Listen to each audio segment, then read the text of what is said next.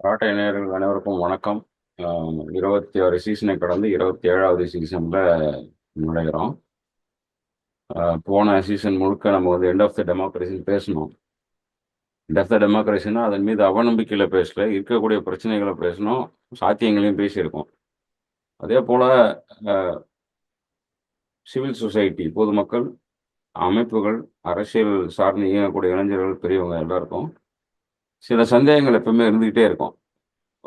எப்படி பொருளாதாரம் இயங்குது, எப்படி அரசு இயங்குது, எப்படி சமூகத்தில் இருக்கிற உறவு முறைகள் இயங்குது அப்படின்ற சந்தேகங்கள் வந்து வளர்த்துக்கிட்டே இருக்கு. ஏன்னா நாளுக்கு நாள் அது மாறக்கூடியதாக இருக்கிறதுனால அந்தந்த காலகட்டத்துக்கான சந்தேகமாக இருக்கும். இன்னும் வரலாறு சுத்தமாக நமக்கு தெரியல, பெரிய சந்தேகமாயிரும். அந்த வகையில் இந்த அரசும் அரசாங்கமும் ஆஹ், மக்களோட இருக்கக்கூடிய அந்த உறவில், அந்த ரிலேஷன்ஷிப்பில் மிக முக்கியமானது அந்த இயக்கத்தை புரிஞ்சுக்கிறது, அரசு எப்படி இயங்குதுன்னு புரிஞ்சுக்கிறது. அதை நம்ம வந்து என்ன சொல்றோம்னா அந்த கவர்னன்ஸ் இது வந்து பார்ப்போம். ஏன்னா நம்ம வரலாற்றில் அந்த ஃபியூடல் சிஸ்டத்திலிருந்து டெமோக்ராட்டிக் பார்லிமெண்ட்ரி டெமோக்ராட்டி நோக்கி நகர்ந்தா கூட இன்னமும் அந்த போன எபிசோட்லயும் நம்ம பேசியிருந்தோம். போன சீசன்ல ஒரு சில எபிசோட்ல தங்களை மன்னராக நினைத்து கொண்டு முடிவெடுக்கக்கூடிய நபர்கள் இருக்காங்க. தங்களை வந்து அவைப்புலவர்களாக நினைச்சுக்கிட்டு சட்டமன்றத்திலையும் சரி, பாராளுமன்றத்திலையும் சரி, பெஞ்சு தட்டுறது, கோஷம் போடுறது, பாராட்டுறதை தாண்டி வேற எதுக்கும் அவங்க வெளியே வர மாட்டாங்க. அப்போ அவங்க பாராளுமன்றது சட்டமன்றத்துக்குள்ளே இத்தனை சந்தேகங்களும் குழப்பங்களும் இருக்கும்போது சாமானிய மனிதர்களுக்கு அது எப்படி இயங்குதுன்னு தெரியாது. தெரிஞ்சவங்க அதை பகிர்ந்துக்கிட்டாங்களாங்கிறதும் இதுவாக இருக்குது. தமிழில் எந்த அளவுக்கு அதுக்கான ரிசோர்ஸஸ்லாம் இருக்குன்னு தெரியல. அதனால் கவர்னன்ஸ் எப்படி ஒர்க் ஆகுதுன்னு இந்த சீசன் முழுக்க பேச போகிறோம். குறிப்பாக மத்திய மாநில அரசாங்கத்தினுடைய பட்ஜெட்டு விவாதங்கள் போயிட்டு இருக்கிறதுனால முதல்ல அதுலேருந்து துவங்கலாம்னு நினைக்கிறேன் நான். நீ என்ன சொல்கிறீங்க? துவங்கலாம் பாஸ்கர். அதுல இருந்து துவங்கலாம். ஏன்னா நமக்கு பட்ஜெட் ஒவ்வொரு முறையும் வரும்போது அதை பத்தின ஒரு பெரிய ஒரு ஹைப் ஒண்ணு உருவாயிருச்சோன்னு தோணுது. அரசாங்கம் போடுற பட்ஜெட்டோ நாம வீடுகள்ல போடுற பட்ஜெட்டோ வந்து ரொம்ப வித்தியாசம் ஒன்றும் கிடையாது. வீட்டுல வந்து இதுக்கெல்லாம் இந்த மாசம் செலவு பண்ண வேண்டி இருக்கலாம், இதுக்கு இவ்வளோ காசு தேவைப்படலாம் அப்படின்னு நம்ம வந்து ஒரு பட்ஜெட் போடுறோம். அரசாங்கமும் அதே தான் பண்ணுது. இதுக்கு இவ்வளவு தேவைப்படலாம் அப்படின்னு தான் சொல்லுது. அதுதான் பட்ஜெட்ன்றது. அதுதான் பண்றது வந்து ஒரு டிமாண்டு தான். இதுக்கு இந்த கோரிக்கை இருக்கலாம். ஆனா நம்ம நீங்க முதல்லயே சொன்ன மாதிரி ஊடகங்களும் சரி, சமூகத்துறையும் சரி, சமூக ஆர்வலர்களும் சரி, பல நேரங்கள்ல அது எப்ப வேணா மாறும் அது பட்ஜெட். ஆனா அதை புரிஞ்சுக்காமலே வந்து நம்ம ரொம்ப அதை ஹைப் பண்ணி பர்டிகுலர்லி ஊடகங்கள் பண்ற ஹைப்பு ரொம்ப அதிகமாகவே இருக்குது. அதிகமா அதை ஹைப் பண்ணி விட்டுட்டு இது வந்து மாறக்கூடிய விஷயம். இது வந்து இந்த துறைக்கு இவ்வளவுதான் கொடுத்திருக்காங்க, அந்த துறைக்கு இவ்வளவு கொடுத்திருக்கலாம், இதுல இவ்வளவுதான் நடந்திருக்கு, அது அவ்வளவு நடந்திருக்கலாம் அப்படின்னு ஒரு பக்கம் வந்து குறை சொல்றதோ, அல்லது மற்றொரு பக்கம் நீங்க சொல்ற மாதிரி அவை புலவர்கள் மாதிரி நாங்க இதை பண்ணிட்டோம் அதை பண்ணிட்டோம். ஏன்னா நீங்க பட்ஜெட்ல அனௌன்ஸ் பண்றது வந்து ஒரு இன்டென்ஷன் தான். நீங்க இன்டென்ஷன் அனௌன்ஸ் பண்ணும் போதே வந்து இதை நாங்க பண்ணிச்சிட்டோம், அதை சாதிச்சிட்டோன்ற மாதிரி பேசுறாங்க இல்லையா? அதுவும் தவறு. நீங்க வந்து ஒரு ஒரு ஒரு இன்டென்ஷன் அப்படின்றது வந்து ஒரு இது செய்யலாம்னு இருக்கும் அப்படின்னு நீங்க தெரிவிக்கிறீங்க, அவ்வளவுதான். அதை வந்து நீங்க ஒரு செலிப்ரேஷனா எப்படி மாத்த முடியும்? மூச்சுக்கு மூச்சு நிதியமைச்சர்கள் எல்லாம் பேசும்போது கேட்டீங்கன்னா அவங்க தலைவரை புகழ் பாடாத பக்கமே கிடையாது. இந்த பட்ஜெட் ஸ்பீச் எல்லாம் எடுத்து பாத்தீங்கன்னா ஒவ்வொரு பக்கத்துலயும் சொன்னாலே அது மாதிரிதான். அதுக்காக ஆமா மட்டுமே ஆமா பாராளுமன்றத்துக்கு போற மாதிரி சிலர்லாம் நமக்கு ஆமா. தோணுது. அது வந்து அந்த நிதியமைச்சர் அதை பேசும்போது ஒவ்வொருத்தரையும் முதலமைச்சரோ பிரதம மந்திரி பேரோ சொன்னோடனே ஆஹா ஓஹோன்னு மொத்த பேரும் கை தட்டணும். அவங்க கட்சிக்காரங்க எல்லாரும் அது மாதிரிதான் இருக்குது. ம். இப்போ முக்கியமா இதுல ஆரம்பிக்க வேண்டியது என்னன்னா, ஒரு நிதிநிலை அறிக்கை ம். ம். அப்படின்னு நம்ம அதை சொல்றோம். அப்படின்னா அப்படின்னா என்ன அது? ம். ம். இது பட்ஜெட்ன்றது வந்து நிதிக்கான ஒரு திட்டம் தான். ம். நிதிநிலை அறிக்கைன்னு சொல்றது வந்து என்ன சொல்றது, நிலை அறிக்கைன்னு சொல்றது ஒரு நிதி இன்னைக்கு இருக்கக்கூடிய அறிக்கை. அது முதல்ல அந்த பிளானிங் கமிஷன்ல இருந்து ஒண்ணு ரிலீஸ் பண்ணுவாங்க இல்லையா, ம். ம். ஃபைனான்சியல் ஸ்டேட்டஸ் ரிப்போர்ட்னு ஒண்ணு வரும். மானிய குழு கோரிக்கைம்பாங்க ஆமா. தமிழ்ல. ஆமா. அதை தாண்டி இது வந்து ஒரு திட்டம் தான், பிளான் மாதிரி தான். இது பட்ஜெட்ன்றது என்ன, அந்த நிதி நிலைக்கான ஒரு திட்டம், ம். அவ்வளவுதான் இது. சோ ம். இதுல என்னென்ன காம்பனன்ட்ஸ் இருக்குன்னு பார்க்க ஆரம்பிக்கணும். அதுல இருந்து தான் ஆரம்பிக்கணும்னு நினைக்கிறேன். நீங்க என்ன சொல்றீங்க? அதான் சில டேர்ம்ஸ் வந்து ஆங்கிலத்திலுமே நமக்கு வந்து பழக்கப்படாத மாதிரி, ஏன்னா நம்ம அதுக்காக தனிப்பட்டு படிச்சதுனால தெரியுது. இந்தியன் எக்கனாமிக்ஸ் அது இது பேப்பர் எடுத்து சாமானிய ம். மக்களுக்கு வந்து பட்ஜெட் நான் நினைக்கிறது என்னன்னா, அங்க அந்த டிமாண்ட் ஃபார் கிராண்ட்ஸ் பேப்பர் வரும். தமிழ்ல வந்து முதல்ல மானிய குழு கோரிக்கைன்னு போடுவாங்க. இப்போ கூட சைட்ல தான் அவைலபிள். பட்ஜெட்டை ம். பத்தின இதுல வந்து அதுதான் வரும், மானிய குழு கோரிக்கைன்னு சொல்லிட்டு வெறும் காலமா இருக்கும். இந்த இது ஆக்சுவலா அது பேரு ப்ரொபோசல் தான் பேரு. ம். அது வந்து பட்ஜெட் ப்ரொபோசல்ஸ் தானே தவிர இவங்க அதையே வந்து எக்ஸ்பெண்டிச்சராகவோ ஃபைனான்ஸ் பில்லாவோ எடுத்துக்கிறாங்க. ம். மக்களுக்கு வந்து பில்லு, ஆக்ட், ப்ரொபோசல்ஸ், இது மாதிரி கிராண்ட்ஸு, இந்த மாதிரி வார்த்தைகள்ல குழப்பம் இருக்குன்னு நினைக்கிறேன். ஏன்னா அதனால தான் கொண்டாட ஆரம்பிக்கிறாங்க. இந்த டிமாண்ட் ஃபார் கிராண்ட்ஸுங்கிற பேப்பர் வெளியில வந்ததுமே கொண்டாட ஆரம்பிச்சிடும். இதெல்லாம் இருக்கும், இப்படி இருக்கலாம். நான் இப்போ உதாரணத்துக்கு விவசாயத்துக்கு 55,000 கோடி ரூபாய் வந்து தேவைப்படும்னு சொல்றதையே ஒதுக்கியாச்சுன்னு நினைச்சுக்கிறாங்க. ம். இல்ல, எனக்கு கல்விக்கு. இயற்கை ம். விவசாயத்துக்கும் அதே மாதிரிதான். இப்போ இந்த ம். வருஷம் ம். விவசாயத்துறையுடைய பட்ஜெட் நிதி நிலையில இதை பாத்தீங்கன்னா, ம். ம். இயற்கை விவசாயத்துக்கு வெறும் 12 கோடி தான் ஒதுக்கி இருக்கிறாங்கன்னு ஒரு பெரிய குற்றச்சாட்டு இருந்துச்சு. ம். ஏன்னா இயற்கை விவசாயத்தை சேர்ந்தவர்கள் இன்னும் அதிகமாக எதிர்பார்த்தாங்க. ம். ம். ம். ம். அவங்க என்ன நினைக்கிறாங்க, பட்ஜெட்ல அலோகேட் பண்ணலன்னா இந்த வருஷம் முழுக்க ஃபர்தரா வர்றதுக்கு வாய்ப்பே இல்லைன்னு நினைக்கிறாங்க. ம். ம். ம். இப்ப நீங்க சொன்ன மாதிரி அது ஒரு திட்டமாக பார்த்தால், திட்டங்கள் மாறுது, ஆல் த டைம் மாறும். ம். ம். நீங்க போட்ட எந்த திட்டமும் வந்து எந்த அரசாங்கம் வந்து முழுமையாக அப்படியே வந்து கடைபிடிக்கவும் இல்லை, அதை நிறைவேற்றவும் கிடையாது. ம். திட்டங்கள் ம். மாறிட்டே தான் இருக்கும் அரசாங்கத்துல. ஏன்னா ஒவ்வொரு முறை வந்து ஒரு திட்டத்தை வந்து பரிசீலனை பண்ணும் போதும் அந்த திட்டத்துடைய எக்ஸிகியூஷன், அதாவது அதை ம். எப்படி நடைமுறைப்படுத்துறோம் அப்படின்றத பரிசீலனை பண்ணும் போதும் ம். ம். புது புதுசா வந்து சிலது வந்து நடைமுறைக்கு சாத்தியமே இல்லை அப்படின்னு வரக்கூடிய திட்டங்கள் வந்து இருந்துச்சுன்னா, ம். அந்த திட்டத்தை கைவிடுறதுக்கும் அரசாங்கங்கள் பல இடங்கள்ல தயாராகத்தான் இருக்கு. ம். ம். அப்படி இருக்கையில நாம வந்து இந்த பட்ஜெட்ல வந்து அலோகேஷன் இல்லைன்றதுனால ரொம்ப அஹ், இது அப்படியே வந்து உடைஞ்சு போயிடுறதோ, ம். அல்லது இந்த பட்ஜெட்ல நிறைய வந்து இந்த துறையில வந்து இன்வெஸ்ட் பண்றேன்னு சொல்லி இருக்குது அரசாங்கம் அப்படின்னு ம். கொண்டாட ஆரம்பிக்கிறதோ, ரெண்டுமே தவறுன்றதுதான் என்னோட புரியுது. ஏன்னா நாம வந்து இது ஒரு, நீங்க சொன்ன மாதிரி ஒரு ப்ரப்போசலாக பார்த்தோம்னா, ம். அப்போ நம்ம வந்து அஹ், அத வந்து இதுதான், இதுக்கு மேல சாத்தியம் இல்ல அப்படின்ற ஒரு அந்த ஒரு ஐடியாவுக்கு நம்ம வரமாட்டோம். அந்த ஒரு புரிதல் தான் எனக்கு வந்து பல பேர்கிட்ட இல்லையோன்னு தோணுது. ம். ம். இப்போ அதே போல ஏப்ரல் மாதம் நிறைவடைகிற வரைக்கும் பாராளுமன்றத்துல பட்ஜெட் கூட்டத்தொடர் இருக்கும். நம்ம ம். அந்த முதல் நாள் அந்த பட்ஜெட் ஸ்பீச்னு சொல்றாங்க பாத்தீங்களா? அது அது காங்கிரஸ் ஆட்சி ம். செய்யும்போதும் சரி, இதுவும் சரி. அந்த முதல் நாள் அன்று மாலை நடக்கக்கூடிய விவாதம், மறுநாள் வந்து அதை ஒட்டி இருக்கக்கூடிய பார்லிமெண்டரி கொஷின்ஸும் மீடியா டிபேட்ஸ், இந்த 2 நாள் மட்டும்தான் பட்ஜெட்ல முக்கியத்துவமா பார்க்கறாங்களே தவிர, பட்ஜெட்ல ம். முதல்ல கொடுக்குற ஒரு சினாப்சிஸ் மாதிரி ஒரு நம்ம ஒரு அப்ஸ்ட்ராக்ட் தான் கிடைக்கும் அதுல.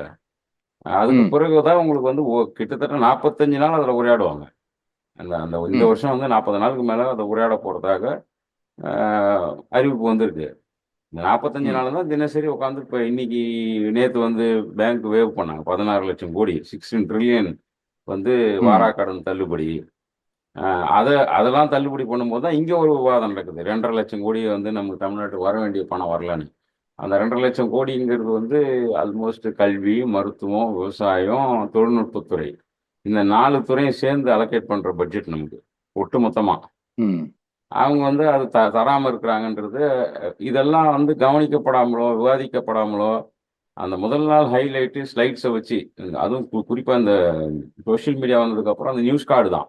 பட்ஜெட்ல அந்த பேப்பர் கூட எனக்கு படிக்கிறதுக்கு ஏன்னா சைட்ல இல்ல அது. எங்கெங்கேயோ நோண்டி போய் எடுக்க வேண்டியிருக்குன்னா, இங்க சைட்ல போனோம்னா, தமிழக அரசாங்கத்துடைய சைட்ல வந்து அந்த டிமாண்ட் பேப்பர் தான் இருக்கு. ம். கோரிக்கைகள் தான் இருக்கே தவிர, இன்னும் பட்ஜெட் ஸ்பீச் கூட வரல நமக்கு. WhatsAppல இல்ல நம்ம அவங்களே அவங்க சொல்லுங்க.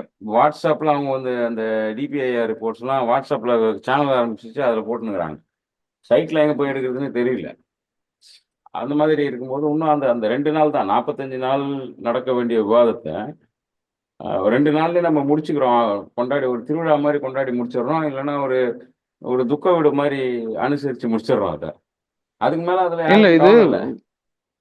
இதுல முக்கிய பங்கு வகிக்கிறது வந்து ஊடகங்கள்னு தோணுது. ஒண்ணு வந்து ம், மக்களாட்சி பத்தி நம்மளுக்கு இல்லாத புரிதல். ம், 2வது ஊடகங்களுடைய ஹைப்.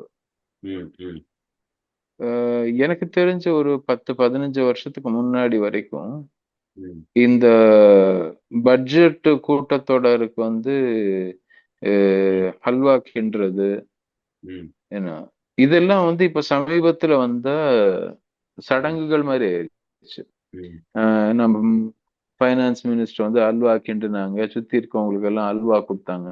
அப்படின்றது வந்து எனக்கு புரியல. தமிழ்ல நம்ம வந்து அல்வா குடுத்துட்டு அதுக்கப்புறம் பட்ஜெட்ட வந்து படிப்பாங்க அப்படின்னா அசிங்கமா இருக்கு. ஏன்னா அல்வா குடுக்குறதுன்னா நம்ம ஊர்ல ஏமாத்துறதுக்கு பேரு. ஆனா ம், ஆனா மத்திய நிதி அமைச்சர் வந்து அல்வா கிண்டுறாங்க அப்படின்றது ஒவ்வொரு முறையும் நடக்குது. ம், 2வது அந்த பட்ஜெட்டுக்கான அந்த அ என்ன சொல்றது? அந்த லோகோ வச்ச அந்த ஃபைல எடுத்துட்டு போய் பிரதம மந்திரியோட நின்னு ஃபோட்டோ எடுத்துக்கிறது. அல்லது ம், இங்க நிதி அமைச்சர் வந்து முதலமைச்சர் பக்கத்துல நின்னு ஃபோட்டோ எடுத்துக்கிறது. ம், அதுக்கப்புறம் வந்து அதோட நடந்து வர்றது, பெட்டியோட நடந்து வர்றது. இது எல்லாத்தையும் அதாவது ஊடகங்கள் எப்போ 24 மணி நேரம் வேலை பண்ண ஆரம்பிச்சதோ, ம், அப்போ அந்த விஷயத்த பத்தி எந்த புரிதலும் இல்லாதவர்களை வந்து நியூஸ் ம், படிக்கிறதுக்கும், இந்த செய்தியை வந்து ம், கருத்து சொல்றதுக்கும் ஆரம்பிச்சாங்க. ம், அப்ப அவங்களுக்கு வந்து அவங்க என்ன புடவை கட்டியிருந்தாங்க, அல்லது என்ன வேட்டி நம்ம ஊர்ல அன்பார்ச்சுனேட்லி ஆண்களா இருந்தாங்கன்னா, வெள்ளை வேட்டி, வெள்ளை சட்டை தான். அதுக்கு மேல ஒண்ணும் கிடையாது. ம், அதனால அவரு எவ்வளவு முறை அவரு ஜோக் அடிச்சாரு, எத்தன ம், விதமான புடவை கட்டிட்டு ம், இருந்தாங்க. ம், அதுக்கப்புறம் அவங்க எத்தனை அ என்னென்ன மொழியில வந்து அவங்க வந்து இடையில வந்து விஷயங்கள சொன்னாங்க. அப்படின்ற ம், ஒரு மாரி ட்ரிவியல் விஷயத்த எல்லாம் வந்து ஃபோக்கஸ் பண்ணி செலிப்ரேட் பண்ண ஆரம்பிச்சது, ம், ஊடகங்களுடைய கையாலாகத்தனம் தான் நான் சொல்லுவேன். ஏன்னா, ம், அவர்களுக்கு அதற்கான வல்லுனர்களோ, அதற்கான ஒரு அந்த விஷயத்த பத்தி புரிஞ்சுக்கக்கூடிய தன்மையோ கூட கிடையாது பல இடங்கள். ம், ம், அதனால ஹைப் பண்ணி 2 நாள் ஹைப் பண்ணி முடிச்சதுக்கு அப்புறம் 3வது நாள் வேற எதனா கான்ட்ரோவர்சி கிடைக்குதுன்னு போக ஆரம்பிச்சதுனால, ம், நாமளும் அப்படியே பண்ண ஆரம்பிச்சுட்டோம். இன்னொன்னு மக்களை பொறுத்தவரை ம், தங்களுடைய சட்டமன்ற, நாடாளுமன்ற உறுப்பினர்களோட ம், பொதுமக்களுக்கான தொடர்புன்றதே வந்து அந்த ம், 5 வருஷத்துக்கு ஒரு முறை ஓட்டு போடுறதோட முடிஞ்சிடுதுன்னு நெனைக்கிறாங்க. ம், ம், இப்போ உங்களுடைய சட்டமன்ற தொகுதியைச் சேர்ந்த உங்க சட்டசபை உறுப்பினர்கிட்ட ம், பட்ஜெட் கூட்டத்தொடர்ல நம்ம ஊருக்கு நமக்கு வந்து இந்தந்த திட்டங்கள் நிறைவேறாம இருக்கு. இத பத்தி நீங்க மாநிலத்தில பேசுங்கன்னும், ம், அல்லது மத்திய அரசாங்கத்துடைய இந்தந்த திட்டங்களோ அல்லது கொள்கைகளோ வந்து நம்ம ஊருடைய வருமானத்தை பாதிக்கும்னோ, சூழலை பாதிக்கும்னோ, நாம ம், வந்து இதுக்கு பேசணும் நீங்க. அப்படின்னா நாம வந்து நம்ம நாடாளுமன்ற உறுப்பினரையும், சட்டமன்ற உறுப்பினரையும் தொடர்ந்து நம்ம பேசுறதே கிடையாது அவங்க கிட்ட. ஓட்டு போட்டாச்சு. இனிமே அவங்க வந்து அரசாங்கம் நடத்துறது அவங்க வேல. நம்ம வேலைய நாம பார்த்துட்டு போவோன்ற ஒரு அலட்சியமாக ஒரு மக்களாட்சிய பத்தின புரிதல் நம்மகிட்ட இல்லாம போகுது. ம், இதுக்கு ம், என்ன இப்போ உறுப்பினர்களும் பாத்தீங்கன்னா, எனக்கு ஓட்டு போட்டீங்கல்ல, திரும்ப 5 வருஷம் கழிச்சு நான் உங்ககிட்ட வந்து பேசுறேன். அது வரைக்கும் பேச மாட்டேன்ற மாரி அவங்களும் வந்து பெருசா கேட்கறது இல்ல. ஒருத்தர் 2 பேர் போறாங்க, அவங்களுடைய தொகுதிக்கு போறாங்க, மக்கள்கிட்ட பேசுறாங்க. ம், அதுவுமே கூட பாத்தீங்கன்னா, அங்க இருக்கக்கூடிய பிரச்சனைகள வெளிக்கொணர்றதுக்காக பேசுறது கிடையாது. ம், ம், ஏன்னா, ம், கல்யாணம் காட்சின்னா போறது, மொய் எழுதிட்டு வர்றது. ஆ ம், வந்தாருய்யா, மந்திரி கூட வந்தாருங்க. எங்க வீட்டு கல்யாணத்துக்கு வந்து மொய் எழுதினாருங்க. ம், அது இதுன்னு சொல்லிக்கிறது. இது வந்து மொய் எழுதுறதுன்றது வந்து என்ன பொறுத்த வரைக்கும் ஒரு விதமான கரப்ஷன் தான். ம், மொய் எழுதுறது வந்து முக்கியம் கிடையாது.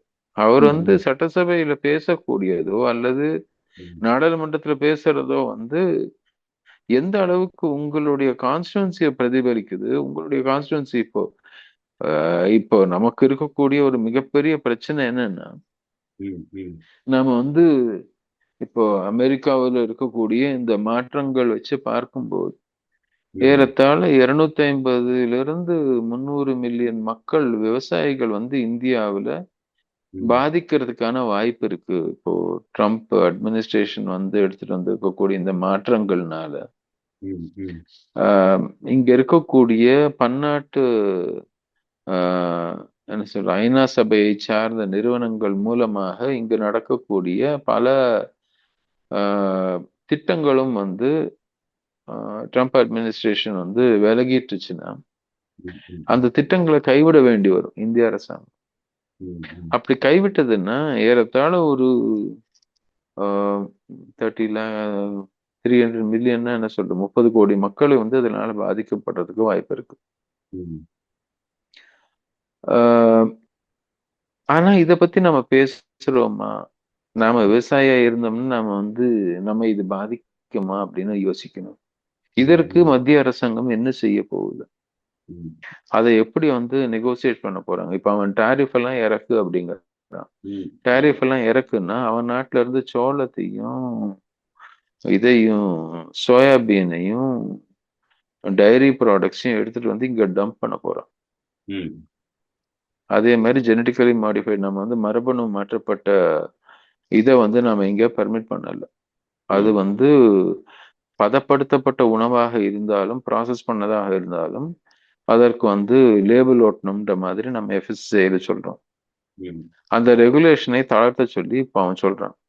ம், ம், அப்போ இதெல்லாம் நம்ம பேசுபொருள் ஆக்கணும். நம்ம நாடாளுமன்ற உறுப்பினர் இத பத்தி பேசணும். ஏன்னா சட்டமன்றத்துல இத பத்தி பேசி பிரயோஜனம் இல்ல. நாடாளுமன்ற உறுப்பினர். சோ நாம வந்து இது மாரி கேள்விகள வந்து நம்ம இது எப்படி பாதிக்கும்? உலகளவுல நடக்கக்கூடிய விஷயங்கள் நம்மள எப்படி பாதிக்கும்ன்றத நம்ம பார்த்தா தான், நம்ம நாடாளுமன்ற உறுப்பினர்கிட்ட பேசி அதற்கான மாற்றத்தை ஏற்படுத்துறதுக்கு நம்ம எதுவும் சொல்ல முடியும். ம், அதே மாரி மாநில அளவுல நடக்கக்கூடிய நம்மளுடைய அ தொகுதிக்கான அ இது என்ன? என்னென்ன திட்டங்கள் இருக்குது? எந்தெந்த திட்டங்கள் நமக்கு நல்லது? எந்தெந்த திட்டங்கள் வந்து நம்மை பாதிக்கும்? இப்ப அந்த இது எடுத்தீங்கன்னா, சமீபத்தில நடந்துச்சு இல்லையா? அந்த டங்ஸ்டன் பத்தின ஒரு பெரிய ஒரு அ கூட்டம் ஒண்ணு. ஒரு இதுவே நடந்துச்சு. மக்கள் இயக்கமே நடந்துச்சு இல்லையா? மதுரையில. மதுரையில் நடந்தது. அது பார்த்தீங்கன்னா, அ அ ஒரு அந்த மக்கள் இயக்கத்த நடந்த வேகத்த பார்த்துட்டு, அம் மாநில அரசாங்கமும், மத்திய அரசாங்கமும் உடனே வந்து அதற்கு ரெஸ்பாண்ட் பண்ண வேண்டி இருந்துச்சு. ஆனா இதற்கான இந்த சட்டமன்ற உறுப்பினரோ, நாடாளுமன்ற உறுப்பினரோ முதல்லயே அத பண்ணியிருக்கலாமே! மக்கள் இவ்ளோ திரண்டு வந்து தெருவுல நின்னு தான் செய்யணும்னு இல்ல. ம், அது வந்து ஒரு மிகப்பெரிய ஒரு என்ன சொல்றது?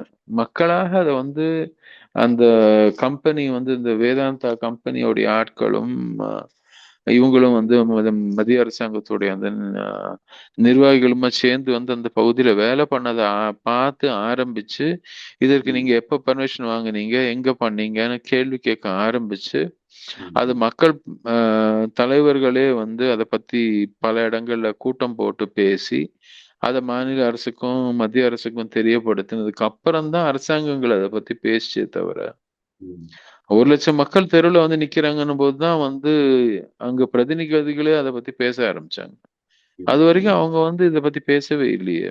ம், அப்படின்னா என்ன அர்த்தம்னா, எல்லாத்துக்கும் வந்து நாம அம் எப்படியோ மக்கள் பிரதிநிதிகள் நாம ஓட்டு போட்டவங்க காரணம் இல்லைன்னும் நாம செய்யக்கூடிய இதுதான் காரணம்ன்றது வந்து நம்ம மக்கள் மத்தியிலயும் அந்த ஒரு தெளிவின்மை இருக்கு. ம். ஸோ ஒரு பக்கம் வந்து ஆஹ், ஊடகங்கள், இன்னொரு பக்கம் மக்களுக்கு இல்லாத தெளிவு, இது ரெண்டுமே வந்து எனக்கு தெரிஞ்ச ஒரு முக்கியமா காரணமா இருக்கும் நான் நினைக்கிறேன். அஹ், இந்த லிட்ரஸி, ஃபைனான்சியல் லிட்ரஸிங்கிறது பர்சனலாக இருக்கிறதே பெரும் பிரச்சனையாக இருக்கு. ஆனால் இது மாதிரி ஃபைனான்சியல் லிட்ரஸி ஒரு நேஷனல் இன்ட்ரெஸ்ட்லன்னும் போது அதுக்கு நமக்கு வந்து அந்த நம்பர்ஸே குழப்பமா இருக்கும். ஏன்னா இப்போ இது எடுத்து இப்போ ஆனுவல் ஃபைனான்சியல் ஸ்டேட்மெண்ட் படிச்சுட்டு தான் பட்ஜெட்டுக்குள்ளே போவாங்க. அந்த ம் ஷீட்டை நம்ம எடுத்து பார்த்தோன்னா இங்கே 5-6 பக்கம் தான் இருக்கும். ஆல்மோஸ்ட் 200 லட்சம் கோடி ரூபாய் பற்றி பேசியிருப்பாங்க அதில். ம் அது கோடியா, அது லட்சம் கோடியா, பில்லியனா, ட்ரில்லியனா, மேலே வந்து இன்க்ரோர்ஸ்னு போட்டுருவான். 5 ம் பக்கம் கழிச்சு பார்த்தீங்கன்னா 111920ன்னு போட்டிருப்பான். இதை நீ எப்படி ம் படிக்கணும்னே நமக்கு தெரியாது. ஃபர்ஸ்ட் இந்த நம்பர் சிஸ்டமே நம்ம ம் கொலாப்ஸ் பண்ற மாதிரி இருக்கும். ம் ஏன்னா மில்லியன் ட்ரில்லியன்ல எழுதுவாங்க. இப்போ பாராளுமன்றமும் சரி, இதுவும் சரி, டாலர்ல தான் பேசுது. நம்ம ஏற்கனவே அது ஒரு ஆமா, அதுவே ஒரு பெருசா பிரச்சனை. அது வந்து பிரச்சனை, தேவையில்லாத கன்ஃபியூஷன். ஏன்னா கன்ஃபியூஷன். ஏன்னா ஒண்ணு வந்து நிதி. சாரி, சொல்லுங்க. ஜிடிபியே டாலர்ல பேச ஆரம்பிக்கும் போது நம்மளுடைய உண்மை வேல்யூ என்னன்னு தெரிய மாட்டேங்குது. ம் அப்போ நம்ம லட்சம் அதான். கோடியில மெஷர் பண்ணவங்களுக்கு திடீர்னு ம், நீங்க மில்லியன்லயோ பில்லியன்லயோ பேசுனீங்கன்னா ம். மக்களுக்கு நிச்சயமா அந்த குழப்பம் வர்றதுக்கான வாய்ப்பு உண்டு. இந்த ஃபைனான்சியல் பேப்பர் எடுத்து பார்க்கும்போது ஆல்மோஸ்ட் அதை வந்து 200 லட்சம் கோடி ரூபாய்க்கான பட்ஜெட் என்னமோ 50 லட்சம் கோடி 60 லட்சம் கோடிக்குன்னு இருக்கு. ஆனா அந்த ஒட்டுமொத்த பேசுபொருள் வந்து 200 லட்சம் கோடி ரூபாய்க்கு பாராளுமன்றத்துல பேசுறாங்க ஒரு வருஷத்துக்கு. ம். அது அது ஆச்சரியமா இருக்கு அந்த நம்பர்ஸ் எல்லாம் பார்க்கும்போது. எதுக்கு ஏன்னா ப்ரொபோசல், இப்ப நம்ம ஆரம்பத்துல தொடக்கத்துல பேசுன மாதிரி தான் ப்ரொபோசல் என்னமோ 56 லட்சம் கோடிக்கு. ஆனா ம். எக்ஸ்பெண்டிச்சர் வந்து நீங்க முடிக்கும்போது 35 லட்சம் கோடி தான் முடிச்சிருப்பாங்க. 35 லட்சம் கோடி ரூபாய் பட்ஜெட்டுக்கு 16 லட்சம் கோடி ரூபாய் வேவ் வேவ் பண்ணியிருக்காங்க இப்போ. ம். கிட்டத்தட்ட அவங்க பண்ணியிருக்கிற நான் சொன்ன மாரி அந்த அந்த அவங்க 35 ஒரு 16 லட்சம் கோடி வந்து வ வாராக்கடன்றது ஒண்ணும் அன்ஆர்கனைஸ்டு செக்டர்ல அல்லது சிறு கடன் வாங்குனவங்களுடைய அமௌண்ட் கிடையாது. 10,000 கோடி, 20,000 கோடின்னு பெருசு பெருசா வாங்குன பெருநிறுவனங்களுடைய இதுதான். ம். மக்கள் பணம் தான் அது. அது அது வந்து முறைப்படுத்தப்பட்ட ஒரு ஊழல்ன்னு தான் நான் சொல்லுவேன். இந்த 2G ம். வந்தப்போ அடிக்கடி சொல்லுவாங்கல்ல, தொழில்நுட்ப ஊழல்னு சொல்லுவாங்க. ம். அது மாரி இது ஒரு தொழில்நுட்ப ஊழல் மாரி, இது ஒரு அரசியல் ஊழலா தான் பார்க்குறேன் நான். மக்கள்கிட்ட இருந்து பணத்த உறிஞ்சு பேங்க் வழியாக போய் செய்யும்போது அது லீகலைஸ்டா மாறிடுது. ம். எஜுகேஷன் லோன் வேவ் பண்றேன்னு அது பண்ணல. இதெல்லாம் பண்ணாம வராக்கடன்னு சொல்லி இவங்க தள்ளுபடி பண்ணதுல பார்த்தீங்கன்னா, கார்ப்பரேட்ஸ்க்கு பண்ணது மட்டும் தான் இருக்கு. அந்த ம். நம்பர்ஸ பார்க்கும்போதே வியப்பா இருக்கு. சவுத் இந்தியாவுடைய ஒட்டுமொத்த 4 ஸ்டேட்டுடைய பட்ஜெட் நம்பர் அது. 16 ம். லட்சம் கோடிங்கிறது கேரளா, ஆந்திரா, அ தெலுங்கானா, ஆந்திரா, தமிழ்நாட்டுடைய மேக்ஸிமம் பட்ஜெட் நம்பர் இது அவங்க வேவ் பண்ணது. அப்போ ஒரு ஒரு 5, 6 ஸ்டேட்ட வந்து அவங்க ஒண்ணுமே இல்லாம ஆக்குற மாரி ஒரு வருஷம் முழுக்கன்றது அவங்களுக்கு புரியல. அவங்களுக்கும் புரியல. நாம இப்படி அனலைஸ் பண்ணி பார்க்குற பார்வை மக்களுக்கோ, நீங்க சொன்ன ஊடகம் தான் பண்ணணும். ஊடகத்தினுடைய வேலை எஜுகேஷன்ல இருந்து அ ஒரு ட்ரிகர் புரோபகண்டா, புரோவோக் பண்றது இதுல மட்டுமே இருக்கு. எஜுகேஷனே நடக்கல இப்போ ஊடகத்துல. பிரிண்ட் மீடியாலாவது கொஞ்சம் எஜுகேஷன் நடந்துன்னு இருந்தது. ஆனா இந்த விஷுவல் மீடியா, அந்த விஷுவல் மீடியாவும் சுருங்கி ரீலு, அப்புறம் மீமோ இல்ல அந்த கார்டு, நியூஸ் கார்டுன்னு வந்த பிறகு, அதுதான் கவனம் அதுல எஜுகேஷனே இருக்காது. ஏன்னா 2 லைனு, அதுவும் இப்போ சொன்ன மாரி டாலர், ட்ரில்லியன்ற வார்த்தைய போட்டாங்கன்னா, கன்வெர்ட் பண்றதே நமக்கு கஷ்டம். இப்போ உதாரணத்துக்கு வந்து ஒரு 2 ட்ரில்லியன் டாலர்ன்னு சொல்ட்டாங்கன்னு வைங்க. 160 லட்சம் கோடி ம். நம்மளால கன்வெர்ட் பண்ணவே முடியாது. 2 ட்ரில்லியன் டாலர்ன்றது ரொம்ப கம்மி அமௌண்ட் மாரி தெரியும். பட் 165 லட்சம் கோடின்றது இந்தியாவோட 3 வருஷம் பட்ஜெட். ம். அப்ப நமக்கு வந்து அது ஒண்ணும் புரிதல் இல்லாமயே ஆயிடுது. அதனால இந்த சீசனே நம்ம இத ஒட்டி பேசணும்னு தொடங்குனதே வந்து அ அட்லீஸ்ட் நம்ம இதுல வந்து இப்போ ஒரு 2000லேருந்து 2500 பேர் ஓவராலா அ YouTube, Spotify, Amazon அது இதுன்னு எல்லாத்துலயும் சேர்ந்து சர்ச் பண்ணி பழசு, புதுசுன்னு கேட்கறவங்களா இருக்கிறாங்க.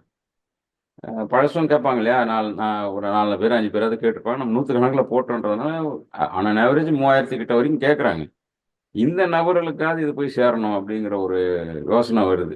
அம் இந்த என்ன நிச்சயமா. சொல்றது? மானிய கோரிக்கைன்னா என்ன? பட்ஜெட் ஸ்பீச்னா என்ன? ஃபைனான்சியல் ஸ்டேட்மெண்ட்னா என்னன்னு? எக்ஸ்பெண்டிச்சர் ம், ரிப்போர்ட்ஸ்னா என்னன்றதாவது ஓரளவுக்கு அந்த டேர்ம்ஸ்லாம் தெரிஞ்சாதான் இந்த ஃபண்டு என்ன நடக்குதுன்றது புரியும். ஹவு மணி ஒர்க்ஸ் அப்படின்றது நேஷனல் லெவலில் நமக்கு புரியுன்றது ஒரு பார்வை. ம், இன்னொரு பார்வை என்னன்னா, நம்ம இதுக்கு டிஸ்கஸ் பண்ணும்போது நீங்கள் பேசுனீங்க. என்ன சொல்றது, அரச மரத்தை சுற்றிட்டு வயிற்ற தொட்டு பார்க்குற கதையா, நம்ம ஊரெல்லாம் அலைஞ்சு திரிஞ்சு நான் டெமோக்ரட்டைஸ் ஆகப்பட்ட அல்லது ஸ்டாட்யூட்டரி பாடியா இல்லாத தனித்தனி குழுக்களாகவோ தனிநபர்களாகவோ செல்ஃப் இன்ட்ரெஸ்ட்ல வேலை செய்யக்கூடிய இளைஞர்களையோ இவங்கெல்லாம் ஒன்று திரண்டு செய்கிற வேலைன்றது வியப்பான வேலையாக இருந்தாலும் அது வந்து அரச மரத்தை சுற்றிட்டு வயிற்ற தொட்டு பார்க்குற கதை மாதிரி. நம்ம போய் மீண்டும் என்ன செய்யறோம்னா அவங்க கிட்ட போய் இதை கொடுக்குறோம், இது வருமானு காத்திருக்கோம். 100 கோரிக்கைகள் இருக்கிறோன்னா அதில் ஒன்றே ஒன்று, சரி இவங்க ஒரு பேப்பர் கொடுத்துருக்காங்க அதுல இருந்து ஒன்று எடுத்துங்க அப்படின்ற மாதிரி ஒரு ஒரு செலெக்ஷனை பண்ணி அதை மட்டும் இணைச்சிட்டாலே நம்ம சொன்னதை சேர்த்துட்டாங்கன்ற ஒரு இது வந்துடுது. நம்மளோட ரொம்ப கேலியாக பண்ணுவார் இந்த ஓட்டு.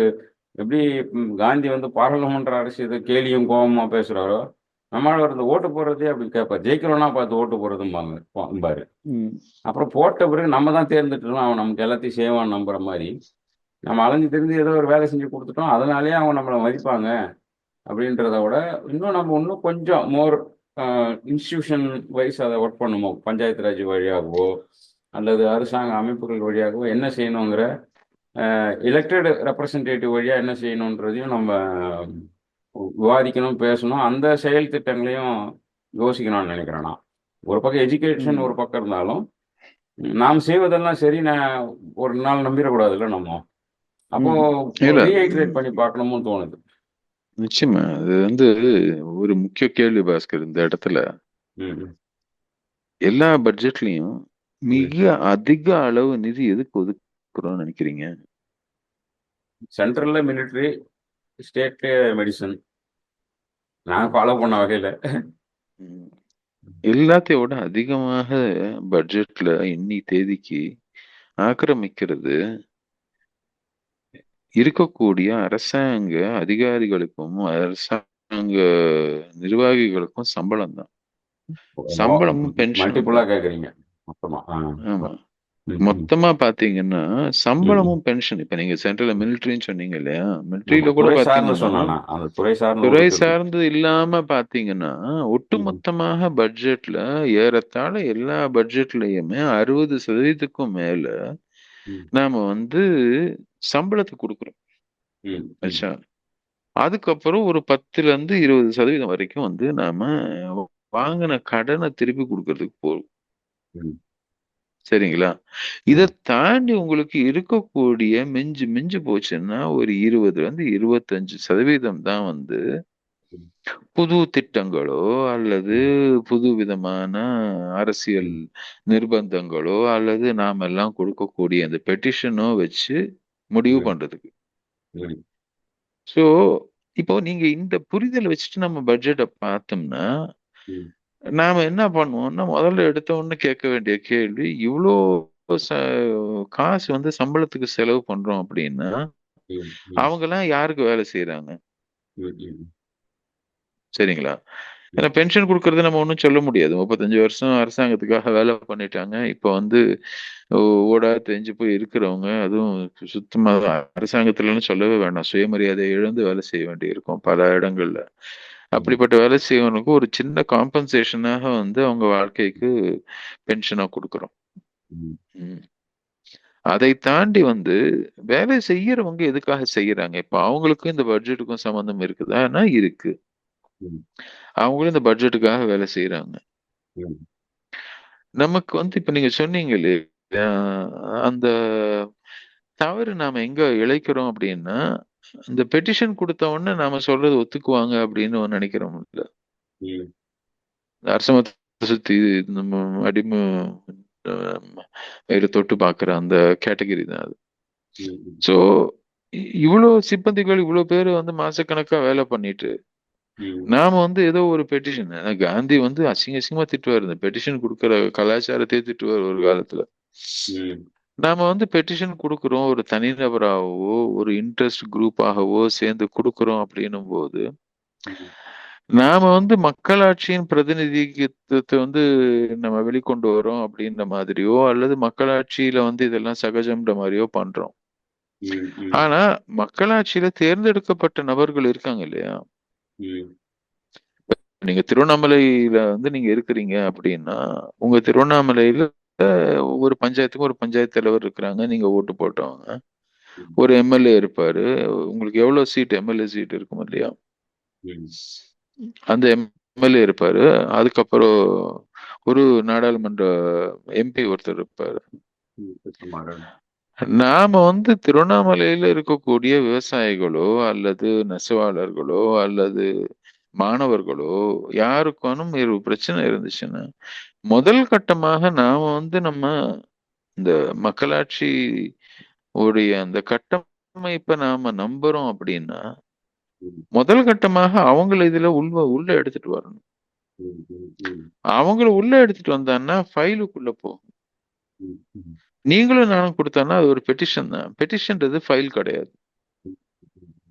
பெட்டிஷன்றது மக்கள் கிட்ட இருந்து வர்றது. அந்த பெட்டிஷன்ல அவங்க உங்ககிட்ட இருந்து பெட்டிஷன் வாங்கினன்றதுக்கு ஒரு அத்தாட்சி கொடுக்கணுமே தவிர, அல்லது அந்த பெட்டிஷனை நாங்க பார்த்துட்டோம்னு அவங்க சொல்லணுமே தவிர, அந்த ம், பெட்டிஷன்ல நிச்சயமா அவங்க ஆக்ஷன் எடுக்கணும்ன்ற எந்த நிர்பந்தமும் அவங்களுக்கு கிடையாது. ம், ம், மாசம் மாசம் கலெக்டருங்க பெட்டிஷன் வாங்குறாங்க. ம், ம், ம், அந்த பெட்டிஷன்ல எல்லா பெட்டிஷனுமே கலெக்டர் பார்த்துட்டு இருப்பாரு. ம், அதற்கு பதிலாக நாம இந்த பெட்டிஷன் கொடுக்கிற கலாச்சாரத்தை நிறுத்திட்டு ம், நம்மளோட ரெப்ரசன்டேட்டிவா தானே இந்த எம்எல்ஏக்கு ஓட்டு போட்டோம்.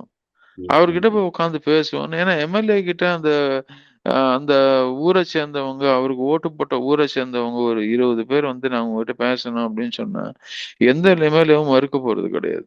ம், அதே மாதிரி முதல்ல நீங்க ஒரு 10 பஞ்சாயத்து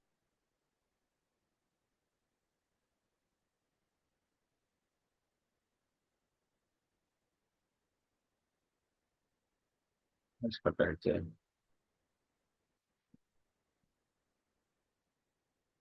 நாம ஒரு செக்ரட்டரி கிட்டயோ ஒரு கலெக்டர் கிட்டயோ ஒரு பெட்டிஷனை கொடுத்தோம்னா அவங்க உடனே இதை தீர்ப்பு கொடுத்துருவாங்க அப்படின்னு நினைக்கிறோம். நாம தான் நம்ம எலெக்டட் ரெப்ரசன்டேட்டிவ வீக்கன் பண்றோம். ம், ம், அதிகாரிகளை மையப்படுத்தி நாம பெட்டிஷன் கொடுக்கும்போது நாம யாருக்கு ஓட்டு போட்டோமோ அவர்களை நாம அஹ், இன்னும் ஒரு வலு இல்லாம ஆக்கிடுறோம். அதிகாரிங்க கையில தான் அதிகாரம் இருக்குது, அவங்க தான் முடிவு பண்ணுவாங்க. ம், இப்போ ஒரு சீஃப் மினிஸ்டரோ ஒரு மந்திரியோ இல்ல இப்படிதான் பண்ணி ஆகணும்னு சொன்னா எந்த அதிகாரியும் மறுக்க போறது கிடையாது. ம், ம், ஆனா நாம தான் அவங்கள பவர்ஃபுல் ஆக்கிட்டோம். ம், அதிகாரிகளுக்கு அக்கௌண்டபிலிட்டி கிடையாது. ம், ம், மந்திரிகளுக்கோ எம்எல்ஏக்கோ இருக்கு. 5 வருஷம் கழிச்சு உங்களை திரும்பி ஃபேஸ் பண்ணி ஆகணும் அவங்க. அவங்களுக்கு அந்த அக்கௌண்டபிலிட்டி இருக்கு. இவங்களுக்கு பெர்ஃபார்மன்ஸுக்கான அக்கௌண்டபிலிட்டி தான். மேல இருந்து உத்தரவு வந்துச்சு, அந்த உத்தரவை நீங்க எந்த அளவுக்கு செயல்படுத்தினீங்க எந்த அளவுக்கு பண்ணலன்ற இந்த எவாலுவேஷன் தான், பெர்ஃபார்மன்ஸ் எவாலுவேஷன் இருக்கே தவிர அக்கௌண்டபிலிட்டி கிடையாது. மக்கள் மன்றத்துல அவங்க பதில் சொல்ல வேண்டிய கட்டாயமோ அவசியமோ அவங்களுக்கு கிடையாது. இதுல ஆர்டிஐன்னு ஒண்ணு இருந்துச்சு. இன்னொன்னு அந்த கவனிச்சேன். ஆர்டிஐயும் பிரயோஜனம் இல்லாத ஒரு ஆக்டா மாத்திட்டாங்க. இதுல இன்னொன்னு கவனிச்சேன் இந்த பட்ஜெட்ல. அந்த ம். ஸ்பாட்லைட்ஸ்னு ஒண்ணு பண்ண ஆரம்பிச்சிருக்காங்க. மீடியா மாதிரியே சமீபத்துல பண்ண அரசாங்கம் ஆரம்பிச்சிருக்காங்க. கடந்த ஒரு மூணு ஸ்பாட்லைட்ஸ் நாலு வருஷமா. 4 வருஷமா அந்த ஏன்னா சைட்லயும் போட்டுறாங்க அவங்க. ம். அரசாங்கத்தினுடைய நிக்லயும் போடுறாங்க. அப்போ அதுல பாத்தீங்கன்னா இந்த அவங்க இப்பவே அந்த கரிபி ஹத்தாவால தொடங்குனது இந்த டேர்ம் போடுறதுங்கிறது இந்த ஆண்டுக்கான இப்போ இது என்ன அப்படின்னு எதை மையமா வச்சு அவங்க போறோம்னா இதில் சப்க விகாசம்னு ஆரம்பிச்சாங்க. எல்லாருக்கும் எல்லாங்கிற மாதிரி அது மாதிரி ஆரம்பிச்சாலும் அந்த ஸ்பாட்லைட் பட்ஜெட்ல 4 தலைப்புகள்ல தான் அவங்க பேசியிருக்கிறாங்க. எஜுகேஷனு மருத்துவம்லாம் இல்லவே இல்லை. ம். அதுக்கு என்ன ஒதுக்குனாங்க என்னன்னே தெரியல. பட்ஜெட் அது என்னன்னா அக்ரிகல்ச்சர், எம்எஸ்எம்இ, இன்வெஸ்ட்மெண்ட்ஸு அவ்வளோதான் இருக்கு. இதை தான் ஸ்பாட்லைட்ல வச்சிருக்கிறாங்க அவங்க. அதுல இன்வெஸ்ட்மெண்ட்ஸ் மட்டும் ஒரு 45 காலம், ம். அக்ரிகல்ச்சர் ஒரு 6 காலம். ம். அது ஃபிஷரிஸ் சேர்த்து காட்டன் தனியா, இது மாதிரி மிஷன் ஃபார் காட்டன் ப்ரொடக்டிவிட்டி அதுவே நம்ம தனியா விவாதிச்சோம்னா ஒரு நாள் முழுக்க போகும்னு நினைக்கிறேன். ஏன்னா ஆமா. காட்டன் மிஷினரின்னு சொல்லி மீண்டும் இவங்க அனந்த் அடிக்கடி மென்ஷன் பண்ற மாதிரி 1200 பேர்கள்ல ஜிஎம்ஓ காட்டனை உள்ள கொண்டு வந்து வச்சிருக்காங்க. காட்டன் சீடு ஆயில் வந்துருச்சு. அது எந்த சீட்ல இருந்து எடுக்கிறாங்கன்னு தெரியல. காட்டன் கன்சம்ஷனும் கூடி இருக்கு எல்லா வகையிலுமே. அப்போ அதுக்குன்னு அதை வந்து நாங்கள் என்ஹான்ஸ் பண்ணுவோம். இந்த பக்கம் எப்படி இப்போ தமிழ்நாட்டு பட்ஜெட்ல பேசிக்கினே இருந்தாங்க. ஒரு பக்கம் ஒரு 3 லட்சம் ரூபாய் நம்மளோட ஒதுக்குனா ஒரு 30,000 கோடி ரூபாய் தூக்கின்னு போய் யூரியா கம்பெனிக்கு ஒதுக்குறாங்க. ஆமா. என்ன அர்த்தம்னே தெரியல. ரொம்ப ஒரு மாதிரி அதே மாதிரி தான் மேலேயும் நலவாழ்வு அது இதுன்னு எல்லாம் இப்போ பேசிவிட்டு பிரம்மபுத்திரா நதிக்கரையில் 10,000 கோடி ரூபாய் மதிப்புல ஒரு யூரியா ஃபேக்டரி தொடங்க போறோம் அப்படின்னு அறிவிக்கிறாங்க. ஆனா அதே சமயத்துல அதுக்குள்ளே என்ன பண்ணுதுன்னா நமக்கு வந்து ரெசிலியன்ஸு, சஸ்டைனபிலிட்டி இந்த வார்த்தையை எடுத்து வந்து கொட்டுறாங்க. அதாவது ஒண்ணுக்கு ஒண்ணு முரண்பாடான ஒரு கருத்தா இருக்க தவிர இப்போ இன்னும் ஏதாவது ஒரு சைடு நிற்கணும் இல்லையா? ரெண்டும் இந்த பக்கம் மரம் நட்டுனே போய் பின்னாடி போறணும் பிடிங்கி போட்ட கணக்குல பட்ஜெட் இருக்கு. சரி, இவங்க போட்டிருக்கிற சப்க விகாசுங்க. ரெண்டாவது இந்த இன்வெஸ்ட்மெண்ட் வந்து இன்ஜின் ஃபார் டெவலப்மெண்ட்னு அந்த அந்த அடிப்படையில் அவங்க பேசுறது. அது எதில் இன்வெஸ்ட்மெண்ட் அதிகம் பண்ணியிருக்கிறாங்கன்னா இன்வெஸ்ட்மெண்ட் ஆன் இன்னோவேஷன்ஸ்ல பண்ணியிருக்கிறாங்க. அதுக்கு டீப் டெக்னாலஜியா இப்போ டீப் ஃபேக் மாதிரி ஒரு டீப் டெக்னாலஜி ஜீன் பேங்க்கும் ஜெர்ம் பிளாசம் வச்சு கிராப்ல பண்ணக்கூடிய இன்ஜினியரிங்க்கும் பெரிய ஃபண்டு ஒதுக்கணும் அப்படிங்கிற மாதிரி. அதாவது கம்ப்ளீட்லி என்ன சொல்றது, எதுக்காக நம்ம வந்து போராடுறோமோ அதை வந்து ரொம்ப நாசுக்கா எத்தனை இன்வெஸ்ட்மெண்ட்ல வச்சிருக்கேன், அக்ரிகல்ச்சர்ல வைக்கல. நான் 4-5 நாளாக இந்த பேப்பர்ஸ்லாம் எடுத்து படிக்கிறேன். சரி புரிஞ்சுப்போம், மக்களோட போய் பேசுகிறோம், புரியாமல் போய் ஏன் பேசணும்னு படிக்கும்பொழுது அக்ரிகல்ச்சரில் போட்டிருக்கிறது காட்டன் சீடை பண்ணுறது, பல்ஸ் பண்ணுறது, அப்புறம் பிரைம் மினிஸ்டர்ன்ற வார்த்தை இல்லாத ஒரு இதுவும் இருக்காது. அதனால பிரைம் மினிஸ்டர் திட்டம் தான் அதில் கொண்டு வந்திருக்கிறாங்க. யூரியா பிளான்ட் இன் அசாம், அது அன்னைக்கு சும்மா ஓவரால் பேசினா இன்னைக்கு தான் அதுக்கான அலோகேஷனு எங்கே ஒதுக்க போகிறாங்கன்றதுலாம் அதை ஒரு நதிக்கரை ஓரத்தில் ஒதுக்குறாங்க. அப்போ அது இருக்கு, அது ரொம்ப முக்கியமான நதியாகவும் இருக்கு. அந்த நதிக்கரையில் அமோனியா எப்படி கூட்டுவாங்கன்ற ஒரு சந்தேகம் நமக்கு இருக்கு. ஆனால் இங்கே அதை பற்றி பேசாமல் ஜெர்ம் பிளாசம் பற்றியும் ஜீன் பேங்க் பற்றி இங்கே பேசாமல் எக்கனாமிக் பாலிசியில் இன்னோவேஷனில் போய் பேசுகிறாங்க. இன்வெஸ்ட்மெண்ட் ஆன் இன்னோவேஷனில் கொண்டு போய் இந்த அக்ரிகல்ச்சர் விஷயத்தை வச்சதுனால நாம் என்ன பண்ணோம்னா அக்ரிகல்ச்சர் பட்ஜெட்டு அக்ரிகல்ச்சரில் என்ன இருக்கோ அந்த டேர்ம்ஸில் தேடின்னு இருக்கிறோம். அக்ரின்ற வார்த்தையே பயன்படுத்தாம ஜீன் பேங்க், அக்ரியோட ஜீன் பேங்க் சம்பந்தமா இன்னோவேஷன்ஸ்ல வச்சிருக்கிறாங்க. அப்போ ஒட்டுமொத்த பட்ஜெட்டையும் ஒருத்தர் உட்காந்து பேசி அனலைஸ் நம்ம பண்ண போறது இல்லைன்னு தெரிஞ்சுதான் இந்த சூது பண்றாங்கன்னு நமக்கு தெரியுது. இப்போ குழப்பெடுத்து போய் பண்ற மாதிரி நம்ம உட்காந்து 4 நாளா படிக்கவே ஒவ்வொரு வார்த்தையும் நம்ம பார்க்குறோம், ஒவ்வொரு தலைப்புகளுக்கு எடுத்து படிக்கிறோம். அது ஒரு மாதிரி ஒருவேளை படிக்கிறத பழகிட்டு தான் நமக்கு சௌகரியமா இருக்கு, வேற யாருன்னா குழப்பமா இருக்கும். அப்போ அது வந்து ஒரு 40 காலம்ல இருக்கு. அந்த இன்வெஸ்ட்மெண்ட்ஸ்ன்ற காலம் வந்து ஒரு 40 சப்டைட்டில் இருக்கு. நம்மளால அது உள்ள போறதுக்கே ஒரு மாதிரி அவர்ஷன் ஆயிடும் பொழுது. சரி, ஜீன் பேங்க் அது இதுன்னு வரவும் நம்ம இங்க பாக்குறோம். இதே டைம்ல தான் அந்த கிராப் ட்ரஸ்ட்னு சொல்லக்கூடிய இந்த ஜீன் பேங்க் அதிகமாக வச்சிருக்கிற ட்ரஸ்ட் என்ன பண்றான், இந்த டேர்ம்ஸ் எல்லாம் அதில் பேசுறான். நான் அவங்களையும் ஃபாலோ பண்ணுகிறேன். இவங்க என்னென்ன டேர்ம்ஸ் பேசியிருக்காங்களோ அதெல்லாம் அங்கேயும் பேசுறான். அது அப்படியே இப்போ நாளைக்கு ப்ரெசன்டேஷன் வாங்கணும் போது காட்டுற இந்த சாட் ஜிபிடியில் வாங்கி அப்படியே ஸ்லைட்ஸ் பண்ண வராங்க. அந்த மாதிரி இருக்கு சில இதெல்லாம் பார்க்கும்போது. வெளியில எங்கேயோ அங்கே நடக்கிற சமாச்சாரங்கள், கிராப்டஸ்ட் நடக்கிற சமாச்சாரம் அச்சு பிசகாம அந்த அந்த ஜெர்ம் பிளாசம் டெக்னாலஜியா இருக்கலாம், ஜீன் டெக்னாலஜியா இருக்கலாம், அது எப்படி வந்து உலகத்துக்கு மறுபடியும் சோறு போடுன்ற இடத்துல இருந்து ஆரம்பிக்கிறாங்க. அதே வார்த்தையை இவங்க இன்னோவேஷன்ல கொண்டு வராங்க. அப்படியே கட் காப்பி பேஸ்ட் மாதிரி இருக்கு எனக்கு. ஆனா இவ்வளவும் உட்காந்து நாம ஏன் ஒரு நேரம் எனக்கு என்ன தோணுனா, ஒரு சிவில் சொசைட்டியா நாம ஏன் அதை செஞ்சுன்னு இருக்கிறோம். இது ஒரு இன்ஸ்டிடியூஷனோ ஒரு யூனிவர்சிட்டியோ அல்லது ஒரு ஒரு பெரிய ஊடக நிறுவனங்களோ பண்ண வேண்டியது. கட்சி கூட பண்ணணும். ஆக்சுவலா கட்சியில கூட ஆய்வுக்கு எத்தனையோ ஆய்வு இதுவெல்லாம் வச்சிருக்கிறாங்க. உண்மை செய்தி கண்டுபிடிக்கிறது தான் திமுக வந்து விங்கு வச்சிருக்கு. அவர்கள் பத்தி பரப்பக்கூடிய உண்மை செய்திக்கு ஒரு விங்கு வச்சிருக்காங்க. ஆனா இது மாதிரி பாலிசி நோட்ஸ் அனலைஸ் பண்றது, இந்த மாதிரி முக்கியமான சந்தடி சாக்கில் பண்ணக்கூடிய இருட்டு வேலைகளை கண்டுபிடிக்கிறது, இதுக்கு எந்த இன்ஸ்டிடியூஷனும் அவங்க வச்சு நடத்த மாட்டாங்க. கட்சி ரீதியாக கூட நம்ம வந்து அரசு ரீதியாக இல்லைனா கூட அவங்க கட்சி ரீதியாக அவங்க அதை நடத்த மாட்டாங்கிறது ஒரு வருத்தமாக தான் இருக்குது. ஏன்னா ஒரு தனி மனிதனாக நம்மளுடைய வாய்ஸ் நீங்கள் சொல்கிற மாதிரி ஒரு பெட்டிஷன் வாய்ஸ் மாதிரி தான்.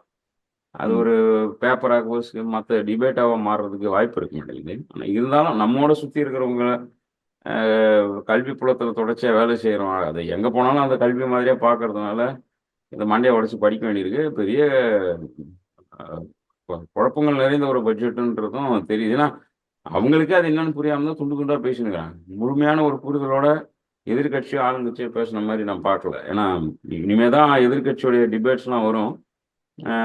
அதில் தான் பார்க்கணும். மற்ற காங்கிரஸோ இல்லை இந்திய கூட்டணியில் உள்ளவங்களோ பட்ஜெட் எப்படி எப்படி எதுக்குறாங்கன்னு பார்க்கணும். ஆனால் பெருவாரியாக இது வரைக்கும் தமிழ்நாட்டிலேருந்து பேசின எம்பிங்க தான் இந்தி திணிப்பு சார்ந்து பேசியிருக்காங்க. கல்விக்கு பணம் ஒதுக்காது பேசியிருக்காங்க. ஏர்போர்ட்டு அப்புறம் இண்டஸ்ட்ரீஸ் கேட்டு பேசியிருக்கிறாங்க. வெங்கடேசன் ஒரு மாதிரி இண்டஸ்ட்ரி கேட்குறாரு. எங்கள் ஊர் எம்பி ஏர்போர்ட்டு கேட்டிருக்காரு. திருவண்ணாமலைக்கு வந்து வெளிநாடுகள்ல இருந்து நிறைய பேர் வந்து ரமணாசிரமத்தையும் கோயிலும் சுற்றுறதுனால ஒரு ஏர்போர்ட் வேணும்னு கேட்டிருக்காரு. இந்த விவாதம் நடந்திருக்கே தவிர பட்ஜெட்டில் இது வரைக்கும் எழுதப்பட்ட 500க்கும் மேற்பட்ட தலைப்புகள் இருக்கு. அது சார்ந்த விவாதம் ஒன்றும் தொடங்கின மாதிரி எனக்கு தெரியல. மக்கள்கிட்டே இந்த விவாதம் வரணும்னு நினைக்கிறேன். இதுவே என்னுடைய இறுதி கருத்தாக நான் இன்னைக்கு சொல்லிக்கிறேன். ம். மக்கள்கிட்ட விவாதத்துக்கு வரணும்னா மக்களுக்கு முதல்ல தொலைக்காட்சிகள் வர்றதை தாண்டி தமக்கு ஒரு அஜெண்டா இருக்குன்றத மக்கள் உணர ஆரம்பிக்கணும். நாம தொலைக்காட்சியில வர்றதுதான் நம்மளோட அஜெண்டான்னு நாம நினைச்சுக்கிறோம். ஊடகங்களுக்கு அறிவில்லை அப்படின்றத நம்ம என்னைக்கு உணர போறோம் தெரியல.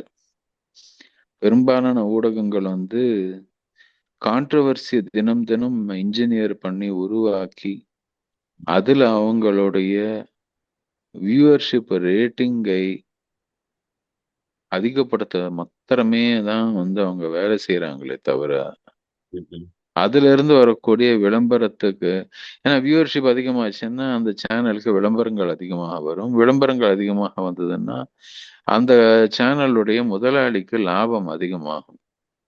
ஆக மொத்தம் தனியாருடைய லாபத்துக்கு தான் உங்களுக்கு தேசிய அல்லது மாநிலத்துடைய தலையெழுத்தையே மாற்றக்கூடிய செய்தி என்னன்றத ப்ரையாரிட்டைஸ் பண்றதே வந்து ஊடகங்கள் தனிநபர் லாபத்துக்காக தான் ப்ரையாரிட்டைஸ் பண்ணுது.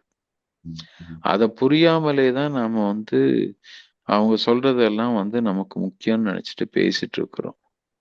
அதனாலதான் தனிநபராக நீங்க சொல்ற மாதிரி அதை படிச்சு பார்த்து சொல்றதோ இது ஏன் இப்படி இருக்குன்னு கேட்கறதோ வந்து தனிநபர்கள் செய்ய வேண்டிய ஒரு கட்டாயத்துல இருக்கிறோம்.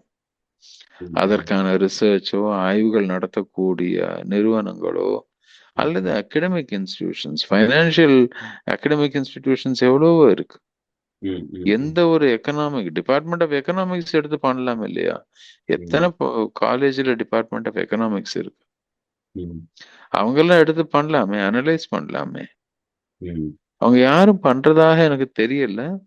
அவங்க வந்து ஒரு என்ன சொல்றது, ஒரு அனாலிசிஸாக அதை பார்க்கல. அவங்களும் பெட்டிஷன் கொடுக்கறதுல தான் இருக்காங்க. பட்ஜெட்டுக்கு முன்னாடி இது செய்யலாம் அது செய்யலாம்னு அவங்களுடைய அஜெண்டாவை போட்டு அதை எடுத்துட்டு போய் யாருக்கிட்டயோ கொடுத்து பெட்டிஷன் கொடுக்குற ஆளாக மாத்திட்டோம் நாம. ஸோ இந்த பெட்டிஷன் கொடுக்கறதுல இருக்கக்கூடிய பிரச்சனைகள், நீங்க முன்னாடியே பேசின இன்னொரு விஷயம், பல்வேறு திட்டங்கள் ஒண்ணுக்கு ஒண்ணு முரணாக இருப்பதுடைய காரணம் என்ன? துறைகளின் அடிப்படை வகுக்கிறது எப்படி வகுத்திருக்காங்க, அதனுடைய வரலாறு என்ன, ஏன் இன்னைக்கு இது மாதிரி கான்ஃபிளிக்டிங் ஏரியாஸ்ல அரசாங்கங்கள் வேலை செய்யுது, இதை பத்தி அடுத்து வரக்கூடிய இந்த சீசன் எபிசோட்ல தொடர்ந்து பேசுவோம்னு நினைக்கிறேன். இதோட நானும் என்னுடைய கருத்தை முடிச்சுக்கிறேன். தொடர்ந்து கேளுங்கள் மக்களே. வணக்கம். கேட்போம். நன்றி, வணக்கம்.